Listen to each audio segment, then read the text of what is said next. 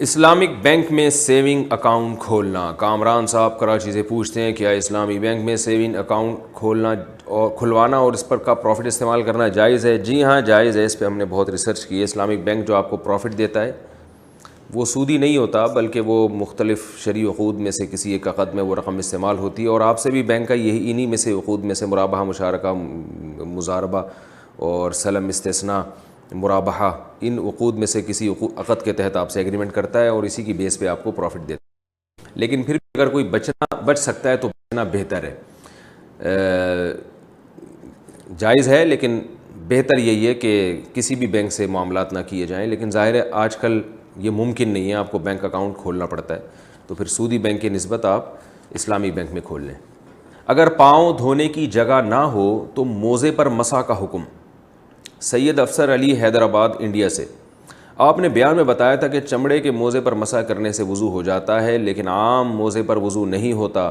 میں ایک مال میں جاب کرتا ہوں، وہاں واش بیسن لگے ہیں جس پر میں چند مسائل کی وجہ سے پاؤں اٹھا کر نہیں دھو سکتا، جس کی وجہ سے میری کئی نمازیں چھوٹ جاتی ہیں، تو اس صورتحال میں میرے لیے عام موزوں پر مسح کرنے کی کوئی گنجائش ہوگی یا نہیں ہوگی؟ کوئی گنجائش نہیں ہے، کیونکہ یہ عام موزے نبی صلی اللہ علیہ وسلم کے دور میں تھے ہی نہیں۔ یہ جو ساکس پہنے جاتے ہیں نا، یہ تھے ہی نہیں رسول اللہ صلی اللہ علیہ وسلم کے دور میں، تو اسی وجہ سے یہ جو حدیث میں آتا ہے کہ مسح علی الجوربین، آپ صلی اللہ علیہ وسلم نے جوربین پر مسح کیا، تو یہاں علماء کہتے ہیں کہ جورب سے مراد خفین ہے، کیونکہ جورب خف کا اطلاق خفین پر بھی ہوتا ہے، خفین کا اطلاق جورب پر نہیں ہوتا، لیکن جورب کا اطلاق خفین پر بھی ہوتا ہے۔ تو اس کے یہ والے جو جورب آج کل پائے جاتے ہیں نا، جو مطلق جورب کا میں انکار نہیں کر رہا، جو آج کل جو جورب پائے جاتے ہیں جو بہت باریک ہوتے ہیں اور ان میں بہت آسانی سے پانی سرایت کر جاتا ہے، تو چاروں فقہا کے نزدیک ان پر مسح جائز نہیں ہے، اور کسی بھی ماضی میں ہمیں مجتہد کا ایسا قول نہیں ملتا، تو اس پر فتویٰ دینا کہ یہ عام موزوں پر بھی مسح جائز ہے، یہ اجماع امت کے خلاف ہے، اور جب امت ایک دفعہ کسی مسئلے پر جمع ہو جائے تو پھر اس کے خلاف فتوے کی کوئی حیثیت نہیں ہوتی، چاہے وہ فتویٰ دینے والا کوئی کتنا ہی بڑا عالم کیوں نہ ہو۔ تو اس لیے اپنی نمازوں کو ضائع نہ کریں۔ یہ جو چاروں ائمہ نے کچھ نہ کچھ قید لگائی ہے کہ کس ٹائپ کے موزے ہوں گے تو مسح جائز ہوگا، اس میں چمڑے کا ہونا ضروری نہیں ہے، لیکن جو چمڑے کا موزہ ہے اس میں وہ تمام شرطیں پائی جاتی ہیں، اس لیے ہم اس کا تذکرہ کرتے ہیں اکثر، لیکن چمڑے کا ہونا ضروری نہیں ہے، مگر کچھ نہ کچھ شرائط پائی جانا ضروری ہے۔ یہ جو عام ساکس پہنے جاتے ہیں نا بوٹ میں، جو لوگوں میں جس کا رواج ہے، یہ تو اس میں تو کسی کے یہاں بھی جائز نہیں ہے مسح۔ تو اس لیے قرآن مجید نے پاؤں کو دھونے کا حکم دیا ہے، قرآن مجید میں صاف طور پر اللہ نے حکم دیا ہے فاغسلوا وجوہکم وایدیکم الی المرافق وامسحوا برؤوسکم وارجلکم الی الکعبین، کہ پاؤں کو ٹخنوں تک دھو۔ اگر یہ قرآن کی آیت نہ ہوتی تو پھر ہم کوئی روایت ایسی ملتی جس کے دو معنی نکلتے، ایک جورب اور خفین، یعنی جورب کے دونوں معنی نکل رہے ہوتے، تو ہم کہتے چلو یار یہ والا معنی ہم لے لیتے ہیں، لیکن قرآن ایک متواتر ہے اور قطعی دلیل ہے، اس میں صاف طور پر اللہ نے پاؤں کو دھونے کا حکم دیا ہے، تو جب تک اس کے خلاف کوئی مضبوط دلیل نہیں ہوگی بالکل بے غبار، تو اس وقت تک قرآن نے جو پاؤں دھونے کا حکم دیا اس دھونے کے حکم کو چھوڑا نہیں جائے گا۔ تو خفین کے بارے میں، یعنی جو چمڑے کے موزے ہیں یا وہ موزے جو چمڑے جیسے ہوتے ہیں ان میں وہ صفات پائی جاتی ہیں، تو ان کے بارے میں تو کثیر روایات موجود ہیں، لہذا وہاں ہم نے قرآن کی اس آیت کو ترک کر دیا، لیکن اس کے علاوہ جو یہ عام موزے ہیں یہاں اس کے بارے میں قرآن و سنت خاموش ہے، تو اس لیے قرآن کی آیت ہی پر عمل کیا جائے گا، اور جو حکم یہی دیا جائے گا کہ اس پر مسح جائز نہیں ہے۔ اور عبادات میں سب سے اہم ترین عبادت نماز ہے، تو نماز جیسی اتنی اہم ترین عبادت کو آپ مشکوک بنا دیں صرف چند علماء کے قول کی وجہ سے، جس پر پوری امت پہلے خاموش رہی ہے۔ ائمہ اربعہ خاص طور پر جن کا امت میں بہت بڑا مقام ہے، جو حدیث کو یقیناً ہم سے زیادہ فالو کیا کرتے تھے، ان میں سے کسی ایک نے بھی فتویٰ نہیں دیا اس پر۔ تو یہ کیسی بات ہے کہ پوری امت گمراہی کے میں چلی گئی، اور بعد کے علماء جو ہے وہ ٹھیک ہے، وہ بعد کے علماء بھی ہمارے لیے قابل احترام ہیں، لیکن آپ نماز جیسی چیز کو آپ جو ہے وہ چند علماء کے قول پر جو ہے وہ ضائع کر دیں یا شک میں ڈال دیں، یہ بالکل صحیح نہیں ہے۔ تو آپ پاؤں کو دھویا کریں، اگر واش بیسن میں آپ کے لیے پاؤں دھونا ممکن نہیں ہے تو واش روم میں جائیں، وہاں آپ اپنے پاؤں کو دھو لیں، یعنی جس جگہ وضو کر رہے ہیں پاؤں وہاں دھونا تو ضروری نہیں ہے، آپ جائیں واش روم میں، اور واش روم میں شاور کے ذریعے یا لوٹے کے ذریعے کسی بھی طرح سے آپ اپنے پاؤں کو آرام سے دھو سکتے ہیں۔ اگر امام غلطی کی بنا پر نماز لوٹائے تو مسبوق کیا کرے؟ انعام الرحمن رحیم یار خان سے پوچھتے ہیں، میں عصر کی نماز میں 2 رکعت کے بعد پہنچا، امام صاحب نے 3 رکعت کے بعد غلطی سے سلام پھیر دیا، میں اپنی 2 رکعتیں پڑھنے کے لیے کھڑا ہو گیا اور امام صاحب پوری نماز دوبارہ لوٹانے کے لیے کھڑے ہو گئے، اب میرے لیے کیا حکم ہے؟ کیا اب اپنی باقی نماز پوری کرتا یا نماز توڑ کر امام کے ساتھ شریک ہوتا؟ بھائی آپ کو چاہیے تھا نماز توڑ کے امام کے ساتھ شریک ہو، کیونکہ جب امام کی نماز ہی نہیں ہوئی تو آپ کی کہاں سے ہو گئی؟ سامان بیچنے میں کتنا نفع کمانا جائز ہے؟ محمد غوث انڈیا سے پوچھتے ہیں، کاروبار میں اگر کوئی چیز 30 روپے کی ہے تو کیا اسے 100 روپے میں بیچنا شرعاً جائز ہوگا یا نہیں؟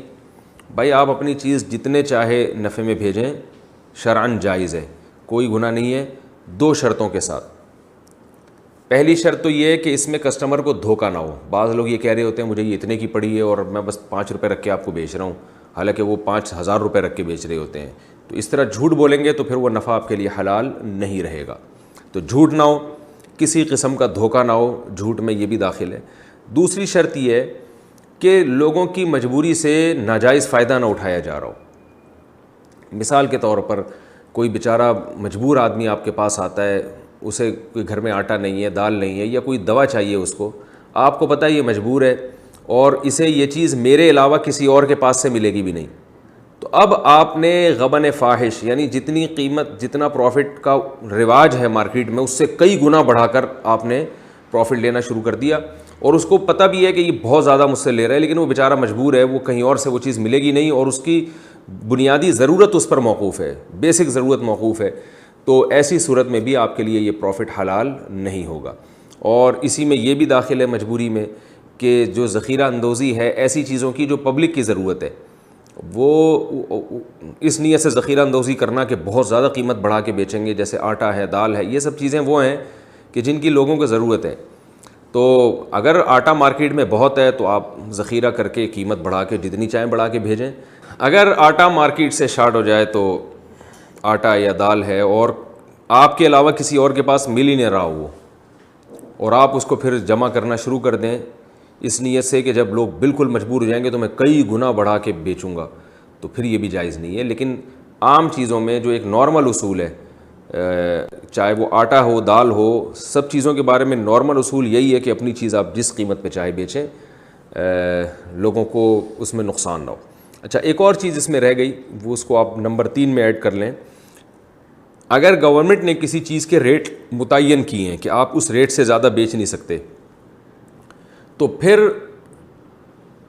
آپ نے اگر قیمت بڑھا کے بیچ دیا تو پروفٹ آپ کے لیے حلال تو ہوگا کیونکہ آپ کی چیز ہے، لیکن حکومتی قانون کی خلاف ورزی کی وجہ سے گناہ ہوگا، کیونکہ انتظامی چیزوں میں گورنمنٹ کے قانون کو فالو کرنا لازم ہے، بشرطے کہ وہ قانون بذات خود لوگوں کے مفاد کو سامنے رکھ کے بنایا گیا ہو۔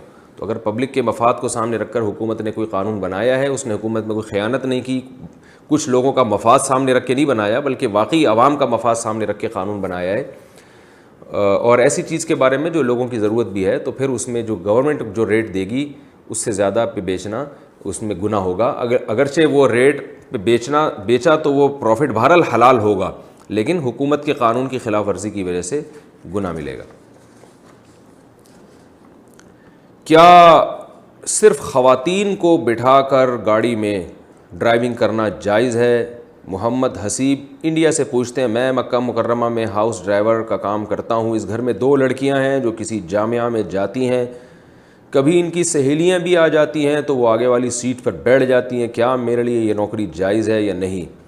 نوکری تو جائز ہے بھائی، اس سے کمائی بھی جائز ہے، کیونکہ پردہ کرنا عورت کی ذمہ داری ہے۔ وہ اگر ظاہر ہے پیچھے سیٹ پہ جگہ نہیں ہوگی تو آگے سیٹ پہ ہی بیٹھیں گی، وہ تو ڈگی میں یا چھت پہ سے بیٹھنے سے نہیں، لیکن عورت کی یہ ذمہ داری ہے کہ وہ مکمل پردے میں ہو، تو اگر پیچھے سیٹ پہ جگہ نہیں ہے تو آگے بیٹھیں لیکن مکمل پردے میں آ کے بیٹھیں۔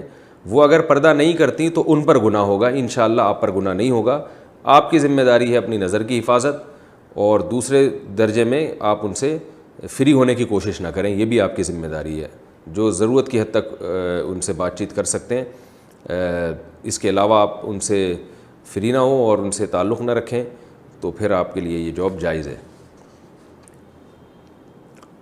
پارٹنرشپ میں نفع کی شرح شرعاً کتنی ہے؟ عبد المنان سعودی عرب سے۔ میں اپنے بہنوئی کے ساتھ پارٹنرشپ میں کام کرنا چاہتا ہوں، کام وہ کریں گے اور سارا پیسہ میں لگاؤں گا، جو نفع ہوگا اس میں سے 60% انہیں دوں گا اور 40% خود رکھوں گا۔ ماشاء اللہ ماشاء اللہ۔ کیا اتنی پرسنٹیج رکھنا صحیح ہے یا نہیں؟ شریعت کی اس بارے میں کیا تعلیم ہے؟ بھائی صحیح ہے، آپ بالکل جائز ہے، بہنوئی کو ماشاءاللہ 60% دے رہے ہیں، 40% خود رکھ رہے ہیں، اس سے اچھی کیا بات ہو سکتی ہے؟ تو یعنی کوئی طے نہیں ہے اس میں، جو انویسٹر ہے وہ جتنا چاہے پروفٹ رکھے، اور جو پارٹنر ہے، جو کام کرنے والا پارٹنر ہے، جس کو ورکنگ پارٹنر کہا جاتا ہے، وہ اس کو جو پروفٹ رکھیں۔ یہ بھی ہو سکتا ہے 80% آپ رکھ لیں، 20% بہنوئی کو دے دیں۔ یہ بھی ہو سکتا ہے 99% آپ رکھ لیں، 1% بہنوئی کو دے دیں۔ اس کا اپوزٹ بھی ہو سکتا ہے 99% بہنوئی کو دے دیں، 1% خود رکھ لیں۔ جو پرسنٹیج طے ہو جائے بالکل جائز ہے۔ لیکن بہرحال ویسے میں آپ سے ایک مشورے کے طور پر، ہمارے بھی بڑے تجربے ہیں کہ جب آپ کسی کو پیسہ دیں گے، بہنوئی کی بات نہیں کر رہا، بہنوئی تو آپ کے یقیناً بہت اچھے ہی ہوں گے انشاءاللہ، لیکن ویسے اصولی طور پر جب آپ کسی کو پیسہ دیں گے نا، تو اس زمانے میں وہ کما کے نہیں دے گا۔ شروع میں 60% 40% دکھائے گا ماشاءاللہ، اس کے بعد تھوڑے دنوں میں مارکیٹ سے ایسے شارٹ ہو جائے گا جیسے چند سال پہلے چینی پاکستان کراچی سے شارٹ ہو گئی تھی۔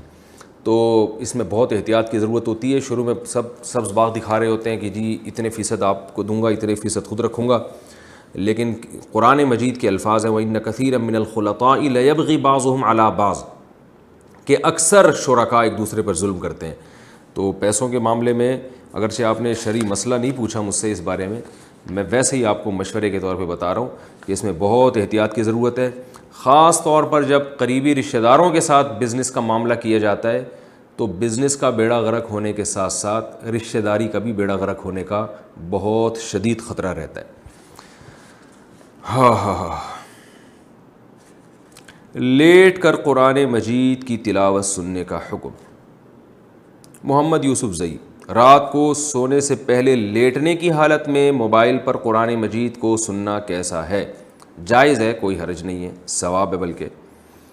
نماز میں شک ہو جائے، اچھا بہتر یہی ہے کہ آپ بیٹھ کے پڑھیں تو زیادہ اچھا ہے، لیکن لیٹ کے بھی پڑھ بھی سکتے ہیں، سن بھی سکتے ہیں۔ بہتر یہی ہے کہ بیٹھ کے پڑھیں، جو قرآن کا ادب ہے۔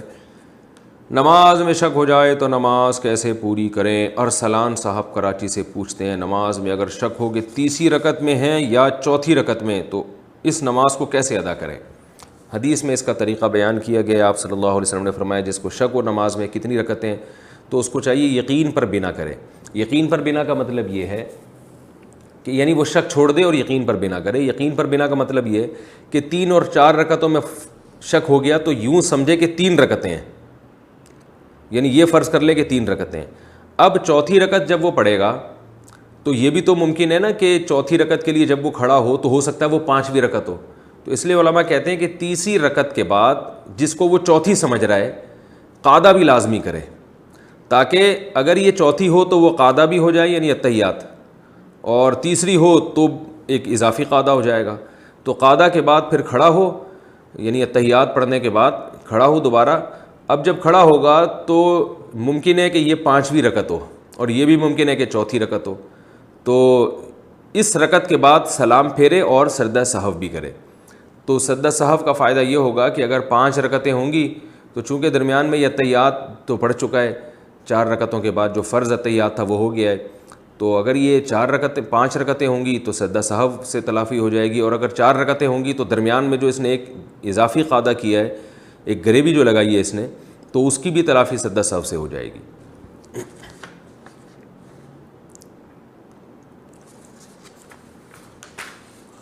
خواتین کے لیے حدیث کی کون سی کتاب پڑھنا بہتر ہے؟ تنویر عالم انڈیا سے، میں قطر میں کام کرتا ہوں، میرے گھر میں خواتین منتخب احادیث پڑھتی ہیں، وہ اور بھی احادیث پڑھنا چاہتی ہیں، تو کون سی احادیث کا خواتین کے لیے پڑھنا بہتر ہے جنہیں وہ آسانی سے سمجھ پائیں، دوسروں کو سمجھا پائیں؟ جنرلی جو کتاب ہے ریاض الصالحین وہ سب سے بہتر کتاب ہے میرے رائے میں، اردو ترجمہ بھی اس کا ملتا ہے، انگلش میں ترجمہ بھی ملتا ہے، وہ کتاب گھر میں رکھنی چاہیے، اور مرد ہوں یا خواتین سب کے لیے مفید ہے، بہت بہترین کتاب ہے علامہ نووی رحمہ اللہ تعالیٰ کی، اس کو پڑھنا چاہیے۔ اس کے علاوہ ایک عرب عالم کی کتاب ہے المرأۃ الصالحہ، نیک عورت، عربی میں کتاب ہے، اس کا اردو ترجمہ بھی مل رہا ہے، تو وہ بہت موٹی کتاب ہے، وہ بھی اگر گھر میں پڑھ لیں، اس میں صرف خواتین سے متعلق انہوں نے احکام کو جمع کیا ہے جو احادیث میں ہیں، بہت بہترین کتاب ہے۔ تو یہ کتابیں ہیں، اور بھی بہت سی کتابیں آپ کو مل جائیں گی بر صغیر کی۔ بہشتی زیور تو مسائل کی کتاب ہے، وہ مسائل کے لیے آپ پڑھنا چاہیں تو بہت اچھی کتاب ہے، ورنہ احادیث پر جو میں نے آپ کو کتاب بتائی ہے ریاض الصالحین، وہ سب کے لیے یکساں مفید ہے۔ ٹک ٹاک سے پیسے اور شہرت کمانا، خوش عظیم میرٹ انڈیا سے پوچھتے ہیں کیا ٹک ٹاک سے پیسے اور شہرت کمانا جائز ہے؟ ٹک ٹاک کے بارے میں ایک سوال کئی مہینوں سے لوگ پوچھ رہے ہیں، تو مجھے اس کی چونکہ پوری طرح تحقیق نہیں تھی تو اس لیے میں جواب نہیں دے رہا تھا۔ اب جو تحقیق ہوئی ہے اس کے حساب سے ٹک ٹاک صحیح بھی ہو سکتا ہے، غلط بھی ہو سکتا ہے۔ ایک ایپلیکیشن ہے جس میں آپ ایک ایکٹنگ کر کے لوگوں کو اپنی طرف مائل کرتے ہیں، تو اگر وہ ایکٹنگ ہے، ایکٹنگ برائے ایکٹنگ ہے، اور لوگوں کو پتہ ہے ایکٹنگ ہے، اور اس سے کوئی آپ اچھا سبق دے رہے ہیں، اچھا میسج دے رہے ہیں، یا مزاح برائے مزاح ہے جس میں کسی کی توہین نہیں ہے، دل شکنی نہیں ہے، اور صرف ایک مزاح ہے، یا کوئی اچھا میسج دیا جا رہا ہے تو جائز ہے۔ لیکن جو زیادہ تر اس کا استعمال ہو رہا ہے بیہودہ چیزوں میں ہو رہا ہے، لڑکیاں بالکل بے پردہ ہو کر اپنی فحش تصاویر لگاتی ہیں، فحش نہ بھی ہوں تو جوان لڑکی کے لیے اس طرح سے لوگوں کو اپنی طرف مائل کرنا ایکٹنگ کے ذریعے یا کسی بھی طریقے سے، یہ بالکل حرام ہے، ناجائز ہے۔ تو ٹک ٹاک میں اگر کوئی فحش چیز کو آپ پروموٹ کر رہے ہیں یا اس کا پیش کرنے کا طریقہ ہی غیر شرعی ہے، یعنی اس میں فحاشی ہے، تو وہ ناجائز ہے۔ اور اگر اس میں کوئی میسج اچھا دیا جا رہا ہے لوگوں کو، اور میسج صرف میسج اچھا نہیں ہے بلکہ میسج دینے کا طریقہ بھی اچھا ہے، یعنی جائز ہے۔ اور جائز کا مطلب میں نے بتایا کہ یہ ضروری نہیں کہ ٹوپی اور پگڑی پہن کے ہو، بلکہ جائز کا مطلب یہ ہے کہ کوئی مزاح ہو، یا جیسے میں نے بتایا جو پرینک آتے ہیں ان میں ہلکا پھلکا مزاح اگر اس پرینک میں ہوتا ہے، اور اس میں کوئی بہت زیادہ کسی کو، کیونکہ بعض پرینک ایسے ہیں بندے کی موت ہی واقع ہو گئی، انسان ہی مر گیا اس میں، ایسا ڈرا دیا اس کو، تو ظاہر اس طرح کی پرینک بھی جائز نہیں ہے۔ تو جس طرح پرینک میں کوئی مزاح ہوتا ہے جس میں بے حیائی بھی نہ ہو اور تھوڑی دیر کی ایک تفریح ہوتی ہے، تو اس حد تک اگر ٹک ٹاک میں کوئی ایکٹنگ کرتا ہے اور لوگوں کو اپنی طرف مائل کرتا ہے اور پھر ایک کوئی میسج دیتا ہے، اچھا میسج، یا اچھا نہ بھی ہو، کم از کم ایک جائز میسج ہو، یعنی ایک جائز پیغام دیا جا رہا ہو جائز طریقے سے، تو پھر وہ جائز ہے۔ لیکن عام طور پر جو ٹک ٹاک میں ہو رہا ہے وہ ایک بےہودگی ہے، جوان لڑکیاں اپنی طرف، یعنی اپنے ویورز بڑھانے کے لیے یا اپنے آپ کو دنیا کے سامنے ظاہر کرنے کے لیے جس بےہودگی کا مظاہرہ کر رہی ہوتی ہیں، وہ سب کو پتہ ہی ہے، تو یہ بالکل حرام ہے، ناجائز ہے۔ قرآن مجید میں اللہ تعالیٰ کا ارشاد ہے ان الذین یحبون ان تشیع الفاحشۃ فی الذین آمنوا لہم عذاب علیم فی الدنیا والآخرہ، جو لوگ بھی اہل ایمان میں بے حیائی کو پھیلاتے ہیں ان کے لیے دنیا میں بھی دردناک عذاب اور آخرت میں بھی۔ دنیا کا دردناک عذاب یہ حکومت کی ذمہ داری ہے، یعنی اس آیت میں اللہ نے بتا دیا کہ حکومت پر لازم ہے کہ ان کو دنیا میں عذاب دے۔ اب چونکہ حکومت پورے طور پر شرعی حکام کو فالو نہیں کرتی، لہذا دنیا میں تو یہ لوگ سزا سے بچ رہے ہیں، لیکن اللہ نے فرمایا کہ آخرت میں سزا بھی ہے، اور وہ سزا بہت شدید ہے۔ تو ان لڑکیوں کو خاص طور پر جو اس طرح سے بےہودگی کو، بے حیائی کو پروموٹ کر رہی ہیں، ان کو اللہ کے عذاب سے ڈرنا چاہیے۔ مسلمان عورت حیا دار ہوتی ہے۔ اور میں یہ بھی آپ سے عرض کر دوں کہ میں نے تو اب دنیا کے ملکوں میں سفر کیے ہیں، یہ جو جوانی میں اس طرح کی جو مستیاں ہیں جو ٹک ٹاک کے ذریعے یا اور دوسرے طریقوں سے آج کل جو لڑکیاں جو کچھ کر رہی ہیں، تو یہ ایک ذہن میں رکھیں کہ بہت جلد عورت کا حسن جو ہے نا بہت جلد ختم ہو جاتا ہے۔ باہر ملکوں میں سفر ہوتے ہیں تو بڈھی بڈھی عورتیں چڑیاں پہن کے گھوم رہی ہوتی ہیں، اس قدر گھن آ رہی ہوتی ہے ان عورتوں کو دیکھ کر، اور ترس آ رہا ہوتا ہے کہ ان کی جوانی گزر گئی، اب یہ مردوں کو اپنی طرف مائل کرنا چاہتی ہیں، مگر کوئی مرد ان کو لفٹ کرانے کے لیے تیار نہیں ہوتا، لائف اسٹائل ان کا وہی ہوتا ہے۔ تو وہ کتنی حسرت اور افسوس ان عورتوں کو ہوتا ہے کہ ہم نے زندگی کس چیز میں گزار دی، اور اب کوئی بھی جو ہے وہ گھاس ڈالنے کے لیے تیار نہیں۔ تو یہ جو لڑکیاں جس طرح سے بے حیائی کو فروغ دے رہی ہیں اور طوفان بدتمیزی ایک نیٹ پہ انہوں نے کھڑا کیا ہوا ہے، تو یہ تھوڑے دنوں میں آپ کی جوانی ختم ہونے والی ہے، اور پھر آپ کو کے پاس حسرت اور افسوس کے علاوہ کچھ بھی نہیں ہوگا۔ ہم نے دیکھا ہے مسلمان بوڑھی عورتوں کو بھی بڑھاپے میں تسبیح میں لگی رہتی ہیں، نماز میں لگی رہتی ہیں، کیونکہ جوانی میں یہ کام کیا ہوتا ہے۔ یہ جو آج کل کی جو نئی جنریشن ہے اس کا بڑھاپا پتہ نہیں کیسا گزرے گا. ان کو بڑھاپے میں بھی وہی شوق ہوں گے تو وہ صرف ایک ٹھڑک باقی رہے گی مگر یاد رکھیے وہ شوق پورے ہوں گے نہیں. تو ان لڑکیوں سے ایک گزارش ہے کہ اپنے آپ کو ٹھکانے لگائیں, کسی نیک صالح مرد کی بیوی بنیں. صالح آپ کے حساب سے نہیں ملتا تو چلو میں یہ نہیں کہہ رہا کوئی پروفیشنل کوئی بالکل ہی 100% سر کے بال سے لے کے پاؤں کے ناخن تک کوئی دیندار ہو, کوئی بھی شریف آدمی آپ کو اگر ملتا ہے آپ اس سے نکاح کر کے زندگی گزاریں, اپنے آپ کو کسی ٹھکانے لگائیں. یہ مستیاں تھوڑے دنوں میں ویسے ہی ختم ہو جائیں گی. اور لڑکوں کا کام ہے چسکے لینا, وہ تو جو ہے وہ دوستیاں بھی لگائیں گے لڑکیوں سے اور چسکے بھی لیں گے اور نقصان آپ کا ہے. تو اس طرح کی ایکٹیویٹیز میں اپنے آپ کو اور اپنی جوانیوں کو برباد کرنے کے بجائے آپ کو چاہیے کہ اپنے آپ کو ٹھکانے لگائیں, کسی شریف آدمی سے شادی کر کے بال بچے دار والی زندگی گزاریں جو شریف عورتیں ہمیشہ سے کرتی رہی ہیں. اور پھر امت کے لیے کوئی بھی اچھا میسیج آپ دینا چاہیں تو شرعی پابندی کے ساتھ وہ میسیج دیا جا سکتا ہے. اس کے لیے انٹرنیٹ کا بھی استعمال کیا جا سکتا ہے اور اس کے لیے اور بھی جو بھی ذرائع ہیں تو جائز تفریح بھی شریعت میں جائز ہے. لیکن یہ جو بے حیائی ہے اس کی آپ کو دنیا میں بھی بہت بھاری قیمت دینی پڑے گی اور آخرت میں بھی. شاعر نے بڑا اچھا کلام کیا, رنگ رلیوں پہ زمانے کی نہ جانا ہے دل, یہ خزاں ہے جو بانداز بہار آئی ہے. بعض دفعہ خزاں ہوتی ہے, بعض دفعہ طوفان آنے والا ہوتا ہے نا, تو سیلاب آنے والا ہوتا ہے یا سمندری طوفان آنے والا ہوتا ہے, اس سے پہلے بھی ہوائیں چلتی ہیں. ان ہواؤں کو دیکھ کے لوگ خوش ہو جاتے ہیں کہ گرمی ختم ہو رہی ہے, اصل میں ان ہواؤں کے پیچھے طوفان ہوتا ہے جو پوری بستی کو تباہ کرنے والا ہوتا ہے. تو یہ جو بے حیائی کا ایک طوفان ہے ہمارے ہاں, ایک جس کے دیکھ کے آج لوگ خوش ہو رہے ہیں, تو یہ ہوائیں نہیں ہیں بلکہ ان کے پیچھے ایک طوفان ہے جو پورے معاشرے کو لے کے تباہ کر دے گا. اور آخرت کا عذاب تو بہت سخت ہے. رسول اللہ صلی اللہ علیہ وسلم کی صحیح حدیث ہے, آپ صلی اللہ علیہ وسلم نے فرمایا صنفان لم ارہما, دو قومیں ایسی ہیں جن کو میں نے ابھی دیکھا نہیں ہے, کیونکہ وہ نبی کے دور میں نہیں تھی. اور ان کے بارے میں آپ صلی اللہ علیہ وسلم نے ارشاد فرمایا کہ وہ جنت کی خوشبو بھی نہ پائیں گی, یعنی جہنم میں جائیں گی, جہنم کی آگ میں جلیں گی. فرمایا کہ ایک تو وہ ظالم حکمران جو عوام پہ ظلم کریں گے, اور دوسری کاسیاتن عاریاتن مائلاتن ممیلاتن, کہ وہ عورتیں جو لباس پہننے کے باوجود برہنہ ہوں گی اور اپنے کردار سے اپنی جو ایکٹنگ ہے یا اپنی ایٹیٹیوڈ سے مردوں کو اپنی طرف مائل کریں گی اپنے جسم کی نمائش کر کے. اور آپ صلی اللہ علیہ وسلم نے فرمایا کہ ان کے سر جو ہیں اونٹ کے کوہان کی طرح ہوں گے, فیشنیبل بال ہوں گے. تو یہ تمام چیزیں جو ایک عورت کے لیے, ایک عورت کی طرف مرد کو مائل کرنے کی چیزیں ہیں, نبی صلی اللہ علیہ وسلم نے تو عورت کو خوشبو لگا کے بھی مردوں کے مجمع سے گزرنے سے منع کیا ہے. تو اس لیے مسلمان عورت کو چاہیے کہ اللہ کا خوف کریں, یہ نعمتیں اللہ نے دی ہیں, اپنی جوانی کو ٹھکانے لگائیں, کسی شریف آدمی کی بیوی بن کے گھرداری والی زندگی گزاریں جیسے کہ ہر دور میں شریف عورتیں گزارتی رہی ہیں. یہ مستیاں جو آج کل ٹک ٹاک کے ذریعے ہماری مسلمان بہنیں کر رہی ہیں, یہ مستیاں بہت جلدی ختم ہونے والی ہیں. اور یہ بات خوب اچھی طرح یاد رکھیں, اللہ نے عورت کو حسن و جمال دیا ہے, لیکن یہ حسن و جمال اللہ عورت سے چھینتا بہت جلدی ہے.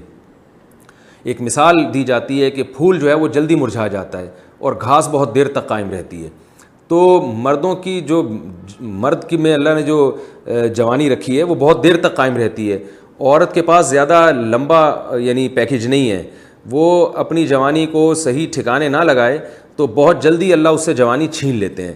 40-45 سال کے بعد بڑھاپا شروع ہو جاتا ہے, نسوانی حسن ختم ہونے لگتا ہے. تو یہ اللہ نے آپ کو ٹائم, مردوں کو ٹائم بہت دیا اللہ تعالیٰ نے, وہ بہت دیر تک جوان رہیں گے تو وہ مستیاں کرتے رہیں گے, ان کا دنیا میں کم نقصان ہے, آخرت میں مردوں کا نقصان زیادہ ہے. لیکن عورت کی تو دنیا بھی تباہ ہو جاتی ہے. تو اس لیے والدین کی بھی ذمہ داری اپنی بچیوں پہ نگرانی کریں. غیرت ختم ہوتی جا رہی ہے, اور غیر مسلم جو کرتے ہیں وہ تو سمجھ میں آتا ہے, وہ تو آخرت پہ یقین نہیں رکھتے. ہم تو مسلمان ہیں, ہم تو ایک حیا والے لوگ ہیں, ہمارا تو ایک کلچر ہے, تو ہمیں تو اس کلچر کو بچانا ہے. اور حیرت ہوتی ہے ہماری یہ جو لڑکیاں آ رہی ہیں, ان کے سگے بھائی کہاں چلے گئے اور ان کے ماں باپ کہاں چلے گئے, وہ نہیں دیکھتے کہ یہ کیا ہو رہا ہے ہماری لڑکیوں کو. تو غیرت, وہ کسی نے کہا نا, اکبر الہ آبادی کا شعر ہے, اس شعر کا پورا شعر تو مجھے یاد نہیں, اس کا مفہوم یہ ہے کہ کچھ مجھے بے پردہ لڑکیاں نظر آئیں تو میں نے ان سے پوچھا کہ تمہارا پردہ کہاں گیا, تو وہ کہنے لگی ہمارے مردوں کی عقل پہ پڑ گیا ہے وہ پردہ. تو شعر مجھے اس وقت ذہن میں نہیں ہے, لیکن اس کا مفہوم یہی ہے کہ یہ جو خواتین ہیں ان کا پردہ اصل میں ان کے مردوں کی عقل پہ پڑ گیا ہے, اور ان میں شاید غیرت ختم ہو گئی ہے. اور ظاہر ہے غیرت جب ہی ختم ہوتی ہے جب وہ دوسری لڑکیوں میں دلچسپی لے رہے ہوں گے. تو مسلمان عورت کو اپنا لباس اور اپنا اخلاق اس حساب سے رکھنا چاہیے جو اللہ اس کے رسول صلی اللہ علیہ وسلم نے بتایا ہے, اور اسی میں آپ کی دنیا کی خیر بھی ہے, آخرت کی خیر بھی ہے. اللہ تعالیٰ اس قسم کی بیہودہ چیزوں سے ہماری اور ہماری نسلوں کی حفاظت فرمائے.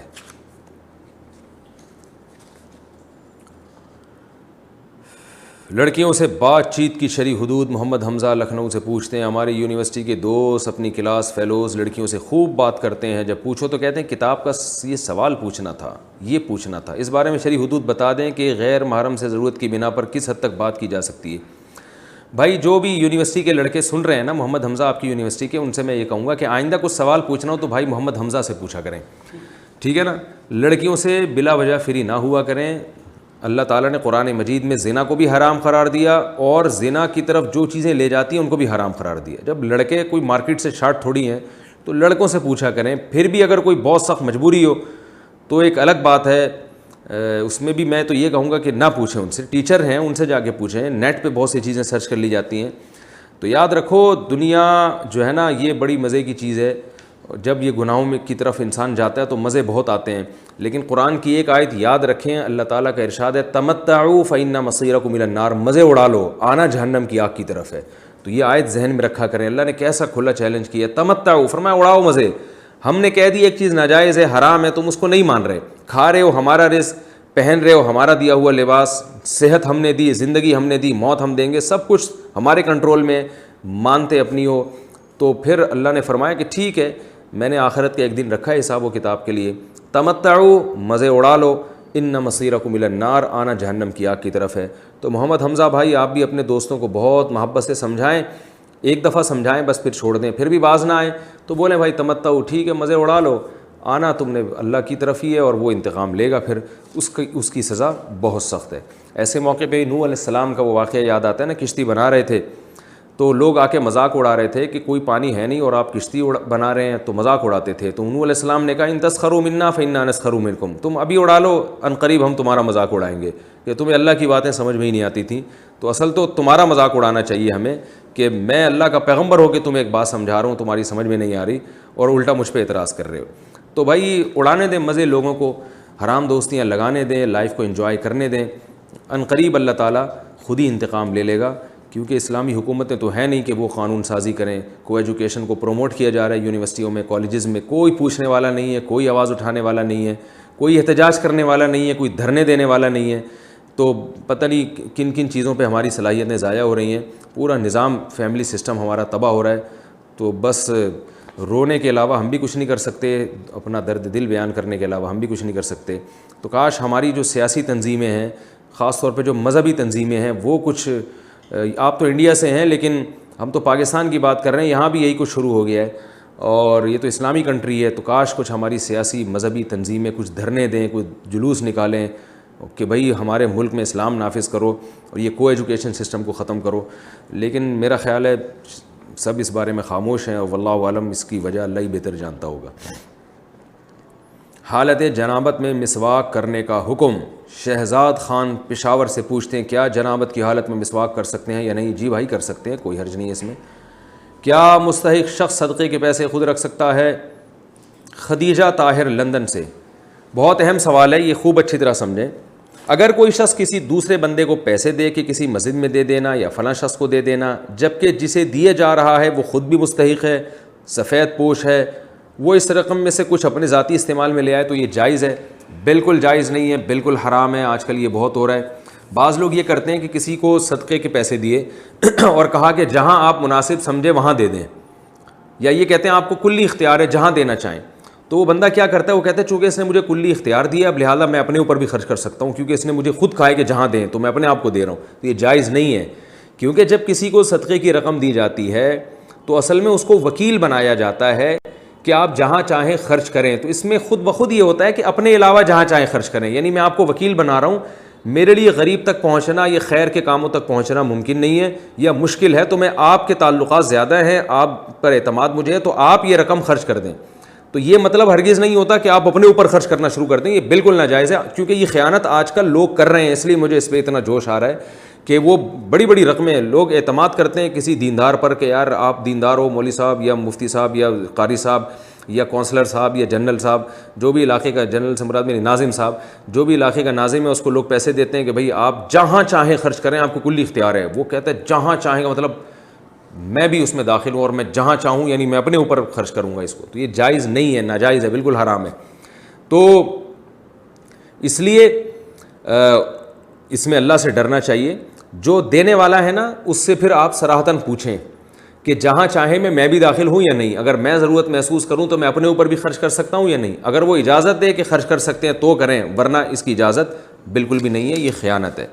پریشان حالات میں کیسے مقابلہ کریں؟ شہلا صاحبہ حیدرآباد سے پوچھتی ہے، میں شادی شدہ ہوں، میری 2 بیٹیاں ہیں، ہماری شادی کو 22 سال ہو گئے ہیں. میرا مسئلہ یہ ہے کہ ہمارا کچھ کام بھی نہیں ہوتا، نہ میرے شوہر کی جاب میں کوئی ترقی ہوتی ہے، میرے پاس اتنے پیسے بھی نہیں ہیں کہ اپنے بچوں کو یونیورسٹی میں پڑھا سکوں.